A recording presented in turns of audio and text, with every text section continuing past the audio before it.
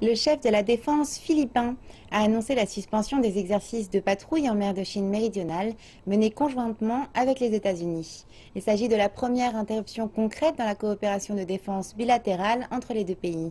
Elle fait suite à plusieurs mois de commentaires de plus en plus véhéments de la part du nouveau président des Philippines. Soldats philippins et américains naviguent vers une île pour attaquer un ennemi commun.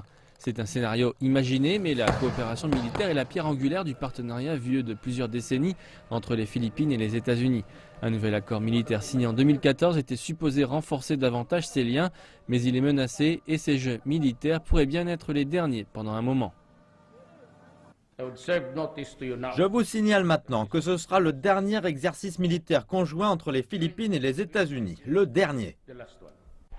Voici les mots du président Duterte au Vietnam la semaine dernière. Quelques jours plus tard, il a appelé à la révision d'un accord de coopération de défense amélioré, âgé de 2 ans, et a mis au défi jeudi les États-Unis, l'Union européenne et les Nations unies de retirer l'aide. Ses secrétaires de cabinet avaient minimisé les déclarations au début, mais il semble être plus certes aujourd'hui.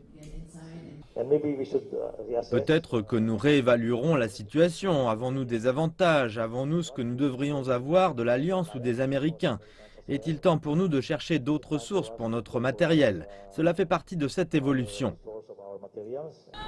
Et alors que les activistes anti-américains ont traditionnellement marqué les manœuvres militaires entre les deux pays avec des protestations de colère, cette fois ils sont descendus dans les rues pour exprimer leur soutien à une politique étrangère que Duterte a décrite comme indépendante. C'est une position controversée dans un pays très influencé par l'Occident, mais une position qui gagne aussi du soutien parmi les Philippins ordinaires.